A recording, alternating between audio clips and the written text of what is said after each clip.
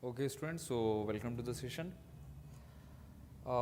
In some basic concept of chemistry, today we are going to discuss about one of the most or crucial aspect, you can say, the empirical formula and molecular formula.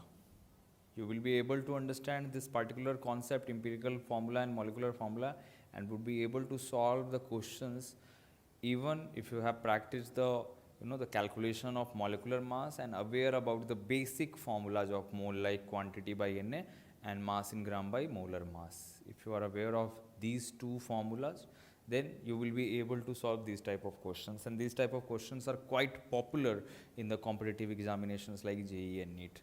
तो आज के time पे इसको समझते हैं और इसके basis पे कुछ क्वेश्चंस करने की कोशिश करेंगे हम लोग आज के सेशन में। देखिए, ये कह रहा है empirical formula and molecular formula. Molecular formula तो आप जानते ही है, जैसे आपने बोला सल्फ्यूरिक एसिड, सल्फ्यूरिक एसिड के लिए जो मॉलिकुलर फार्मूला होगा वो H2SO4 होगा।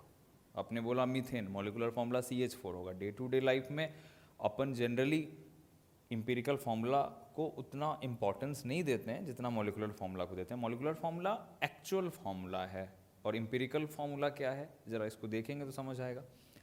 ये बोल रहा है कि an empirical formula represents the simplest whole number ratio of various atoms present in a compound. For acetylene the empirical formula is CH। अभी बहुत सारे लोगों को ये बात समझ नहीं आएगा, लेकिन जैसे ही आप इसको मॉलिकुलर फार्मूला से रिलेट करेंगे आपको बहुत ईजिली समझ में आ जाएगा।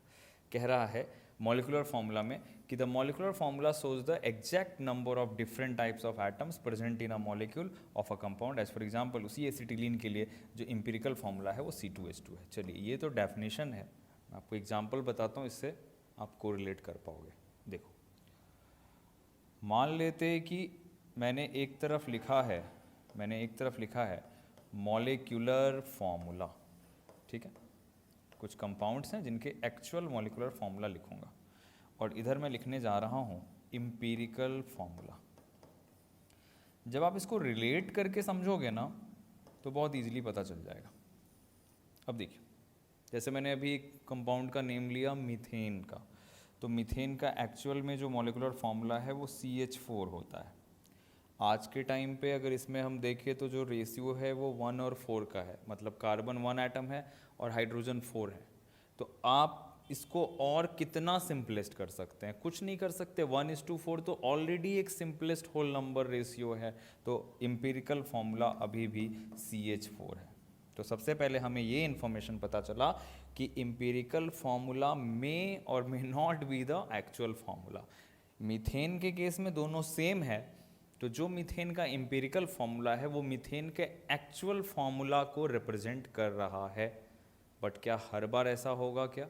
जैसे अभी स्लाइड में इसने एग्जांपल लिया था C2H2 का, एसिटिलीन लिया आपने।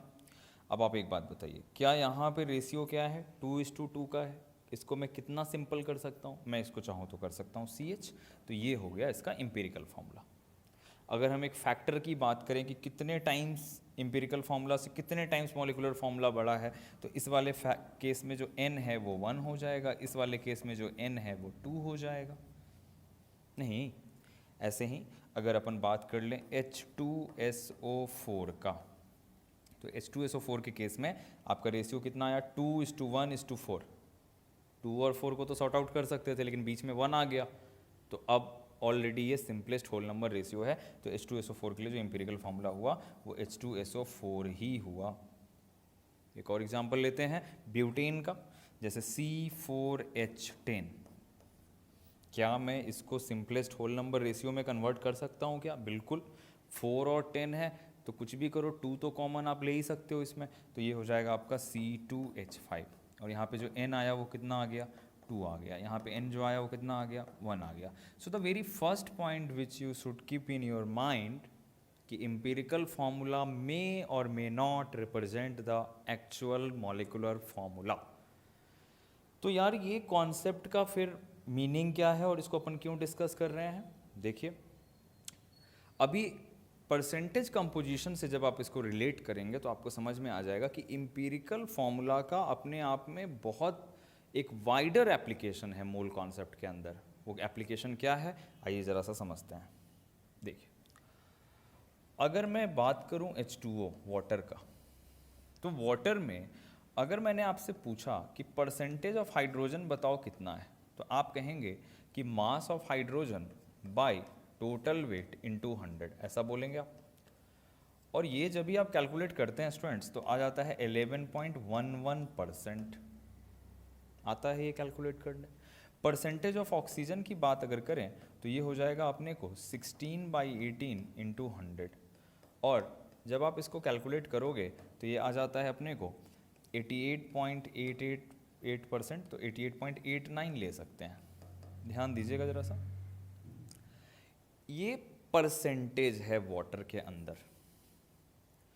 अब थोड़ी देर के लिए मान लेते हैं कि हमें फॉर्मूला नहीं पता कि वो कौन सा कंपाउंड है जिसके अंदर हाइड्रोजन इतना परसेंट है और ऑक्सीजन दिस मच परसेंट है. तो आप अगर चाहें तो इस परसेंटेज के बेसिस पे वापस से फॉर्मूला पे पहुंच सकते हैं. कैसे, आइए ज़रा समझते हैं. मैं कहूँगा कि एक तरफ हाइड्रोजन ले लेते हैं और दूसरी तरफ ऑक्सीजन ले लेते हैं. हाइड्रोजन के लिए जो परसेंटेज है वो 11.11% है और ऑक्सीजन के लिए वो परसेंटेज 88.89% है. ये परसेंटेज अपने को दे रखा है. अब मुझे ये बात पता है कि ओवरऑल अगर मैं यहाँ से इसके ग्राम क्वांटिटी की बात करूँ, ये परसेंटेज को डायरेक्टली आप चाहो तो ग्राम बोल सकते हो कि 100 में ये 11.11 ग्राम और ये 88.88 ग्राम. अब आप ऐसा करिए, इसका नंबर ऑफ मोल्स निकाल लीजिए. नंबर ऑफ मोल्स कैसे निकलेगा, तो 11.11 divided by hydrogen atomic form में लेंगे 1 और ऑक्सीजन भी एटॉमिक फॉर्म में लेंगे 88.88 बाय 16. Is that clear. अब आप देखिए, अगर आप इसको सॉल्व करने की कोशिश करें तो 11.11 इज टू 88.88 है और 16 है. तो आप देखो, अगर आप चाहो तो यहीं से इसको सॉल्व कर सकते हो. ये इससे 8 टाइम्स चला जाएगा, यानी हमारे पास आया 1:8/16. थोड़ा सा बढ़ा देते हैं तो ये आया 1:1/2. यहाँ से पता चला कि रेशियो आया 2:1. तो इससे जानकारी मिल गई कि इस वाले केस में जो हाइड्रोजन है वो 2 है और ऑक्सीजन 1 है. So the formula is H2O. मैंने वापस से रीवेरीफाई करा दिया. मैं ये कह रहा हूँ कि अगर ये इन्फॉर्मेशन नहीं है मेरे पास, ये इन्फॉर्मेशन मेरे पास नहीं है H2O का, और मेरे को परसेंटेज अगर वो दे देता है किसी भी कंपाउंड के अंदर, उनके जो कंस्टिट्यूएंट हैं, उनके जो कंस्टिट्यूएंट एटम्स हैं, अगर उसका परसेंटेज आपको पता है तो आपको क्या करना है, उससे मोलर रेशियो फाइंड आउट कर लेना है. और हमेशा दिमाग में रखना है कि the simplest molar ratio of the constituents which contained within a compound will provide you the empirical formula. हाँ, अगर मॉलिकुलर फार्मूला की बात करेंगे तो फिर ये थोड़ा लिमिटेशन है. ये हमेशा मुझे सिंपलेस्ट होल नंबर रेशियो देगा. इसका मतलब हमेशा ये आपको क्या करेगा, इम्पीरिकल फार्मूला ही प्रोवाइड करेगा. मॉलिकुलर फार्मूला के लिए कुछ इन्फॉर्मेशन अलग से देगा, उसका यूज कर लेंगे. वो इन्फॉर्मेशन जनरली जो अभी मैंने थोड़ी देर पहले आपको बताया एन दे देता है या मॉलिकुलर वेट दे देता है. अब चलिए देखते हैं इसके बेसिस पे क्वेश्चंस को समझ लेते हैं तो ज़्यादा बेहतर रहेगा. क्वेश्चन को डायरेक्टली समझ लेंगे तो ज़्यादा बेहतर रहेगा. अभी मैं चाहूँ तो यहाँ पे इस जगह पे पहले एक एग्जाम्पल ऐसे जनरल बता देता हूँ, फिर बात कर लेंगे. मान लेते हैं उसने कहा कि कोई हाइड्रोकार्बन है, कोई सा भी हाइड्रोकार्बन है. उस हाइड्रोकार्बन में, हाइड्रोकार्बन का तो मतलब आप समझते ही हैं कि कार्बन है और हाइड्रोजन है. क्वेश्चन ने कहा है कि उस हाइड्रोकार्बन में कार्बन का परसेंटेज 75 है. कार्बन का परसेंटेज 75 है. तो बताइए उस हाइड्रोकार्बन का इंपीरिकल फॉर्मूला क्या होगा. तो क्या अपन इसको सॉल्व नहीं कर सकते क्या अपन इसको सॉल्व नहीं कर सकते क्या. मैं बोलूँगा कि यार अगर तुमने मुझे परसेंटेज दिया है 75, तो इसका डेफिनेटली 25 होगा. इसको ग्राम सीधा कंसीडर करेंगे 75 एंड 25। नाउ क्या निकालना है अपने को, मोल का रेशियो, और मोल के लिए फॉर्मूला लगाएंगे मास इन ग्राम बाई एटॉमिक मास। तो ये आ गया अपने को 75/12 और ये आ गया अपने को 25/1। इस जगह से जब आप इसको सॉल्व करते हैं तो आता है 6.25:25, और जब आप इसको आप और आगे सॉल्व करते हैं तो ये 6.25 है, 6.25 है 1/25, ये 4 टाइम्स इसको कैंसिल कर देता है तो 1:4। इसका मतलब हाइड्रोकार्बन का जो फॉर्मूला है वो क्या है, हाइड्रोकार्बन का फॉर्मूला है CH4। इंपेरिकल फॉर्मूला तो ये है, मॉलिकुलर फॉर्मूला इट मे और इट मे नॉट, वो देखना पड़ेगा। अगर मेरे को किसी भी कंपाउंड के अंदर उनके एटम्स का मोलर रेशियो पता चल जाता है, चाहे वो परसेंटेज में अमाउंट दे रखा हो या ग्राम में दे रखा हो या इवन क्वांटिटी में दे रखा हो, तो किसी भी फॉर्मूला के अंदर जो भी उनके एटॉमिसिटी है वो कैसे फाइंड आउट होगा, आपके मोलर रेशियो से फाइंड आउट हो जाएगा। ठीक है, अब क्वेश्चन कर लेते हैं। देखिए ये कॉम्पिटिटिव एग्जामिनेशन JEE 2022 में आया हुआ क्वेश्चन है, और बहुत ही ऐसे क्वेश्चंस फ्रीक्वेंटली आते हैं स्टूडेंट्स प्रीवियस ईयर JEE में और नीट में। आप देखो, इसने कहा कि कंपाउंड ए, कोई कंपाउंड है A, it contains hydrogen carbon and nitrogen. इसने कहा कि हाइड्रोजन नाइट्रोजन एंड कार्बन, पहले ले लेते हैं हाइड्रोजन है, फिर उसके बाद कार्बन है, और उसके बाद फिर नाइट्रोजन है।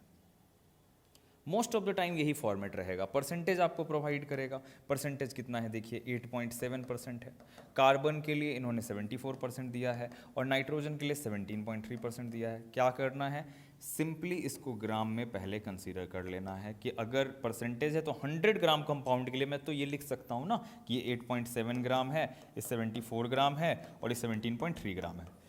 अगले स्टेप में क्या काम करेंगे, मोल निकालेंगे।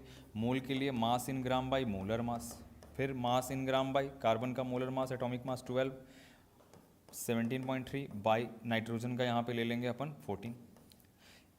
कभी भी जब आप सिंपलेस्ट होल नंबर रेशियो से इंपेरिकल फॉर्मूला फाइंड आउट करते हैं तो आपको एटम से डील करना होता है, हमेशा एटॉमिक मास लीजिए, कभी भी मॉलिकुलर मास नहीं लेना है। ओके, अब स्टूडेंट्स ये हो गया 8.7, अगर इसकी बात करें तो ये हो गया लगभग 6.16 के आसपास आ जाएगा, और इसकी बात करें तो लगभग ये 1.23 हो जाएगा। जब भी आप क्वेश्चन सॉल्व करेंगे तो आप देखेंगे इस जगह पे जाके मामला फंस जाएगा और होल नंबर नहीं आएगा। जब होल नंबर नहीं आए, अब हम तो फॉर्मूला के लिए होल नंबर चाहिए, अगर होल नंबर नहीं आता है तो आप क्या करिए, जो सबसे स्मॉलेस्ट नंबर है उससे वापस से सबको डिवाइड करिए। कभी कभी ऐसा भी होता है कि इसी जगह पे आपको होल नंबर आ गया तो फॉर्मूला बता दोगे, लेकिन नहीं आया तो स्मॉलेस्ट नंबर से डिवाइड करिए। मतलब मेरे रेशियो को कोई फ़र्क नहीं पड़ता अगर मैं 1.23 से वापस से सबको डिवाइड करता हूँ। रेशियो में जो मैथमेटिकल एप्लीकेशन अपन लगा रहे हैं सबके साथ लगा रहे हैं तो कोई फ़र्क तो पड़ता नहीं है, ये काम कर सकते हैं। इससे फ़ायदा ये होगा कि अगर एक आपका होल नंबर बनता है तो बाकी ऑटोमेटिकली होल नंबर बन जाएगा। इवन कई बार ऐसा करने पे भी अगर होल नंबर ना बने तो आपको क्या करना चाहिए, उसको एक बार 2 से या फिर 2 से भी नहीं हुआ तो 3 से मल्टीप्लाई करिए, उसके बाद तो होल नंबर आ ही जाएगा। और अगर नहीं आता है तो इसका मतलब आपने कहीं कुछ एरर करा है। नाउ यहाँ पे स्टूडेंट्स, और हमेशा अप्रॉक्स वैल्यू लेने की कोशिश करिए। तो कार्बन, हाइड्रोजन, सॉरी पहले अपने पास hydrogen, then carbon and then nitrogen, इनके लिए जो रेशियो आया 8.7 बाई 1.23, तो क्या इसको अप्रॉक्सीमेटली 7 नहीं ले सकते क्या? बिल्कुल ले सकते हैं। इसके बाद 6.16 बाई 1.23, तो ये लगभग 5 के इक्वल हो गया, और नाइट्रोजन के लिए ये 1 हो गया। तो इसका मतलब मेरा जो फॉर्मूला आया, क्योंकि ऑप्शन CHN के टर्म्स में है, तो carbon will be 5, hydrogen will be 7 and nitrogen will be 1, C5H7N। Now the thing is कि मेरे से इसने क्या इंपेरिकल फॉर्मूला पूछा था? नहीं, मुझसे इसने पूछा है मॉलिक्यूलर फॉर्मूला बताइए, और मॉलिक्यूलर फॉर्मूला के लिए मेरे को फैक्टर चाहिए n। अगर वो फैक्टर नहीं है तो कुछ इन्फॉर्मेशन तो ज़रूर देगा ये। तो देखिए इसने क्या किया, आपको मोलर मास दिया है उस ओरिजिनल कंपाउंड का, कि मोलर मास हमारा 162 है। तो आप क्या करिए, इसका मॉलिक्यूलर मास निकालिए, ये जो भी आएगा उसको फिर उससे डिवाइड करिए, उससे आपको n का वैल्यू पता चल जाएगा। बट फिलहाल इस क्वेश्चन के लिए मुझे इतना दिमाग लगाने की ज़रूरत नहीं है, मैं कॉम्पिटिटिव एग्जाम का क्वेश्चन सॉल्व कर रहा हूँ। एक ऑब्जेक्टिव अप्रोच के तहत देखूंगा कि अगर मुझे इंपीरिकल फॉर्मूला है तो या तो फॉर्मूला इसका डबल होगा या ट्रिपल होगा, और इस इंपीरिकल फॉर्मूला से रिलेटेड एक ही मॉलिकुलर फॉर्मूला दिख रहा है और वो ये है। और ये बात भी सही है कि इसका जो मॉलिकुलर वेट है वो 162 है, और इसका मॉलिकुलर वेट क्या हो जाएगा, जस्ट उसका हाफ, इसीलिए 162 डिवाइडेड बाय इसका जो हाफ करेंगे तो 2 आपको n मिल जाएगा। तो आप मॉलिकुलर इंपीरिकल फॉर्मूला से मॉलिकुलर फॉर्मूला पे पहुंच सकते हैं। तो ऐसे ही पैटर्न के क्वेश्चंस आपको इंपीरिकल और मॉलिकुलर फॉर्मूला पे बेस्ड आते हैं। Okay, now the next one बोल रहा है कि an organic compound contains 78% by weight carbon and remaining percentage of hydrogen। वो जेई में था या नीट में आया हुआ क्वेश्चन है। and the remaining percentage of hydrogen, the right option for empirical formula of the compound is। यहाँ तो इसने empirical formula ही पूछा है स्टूडेंट्स। तो देखो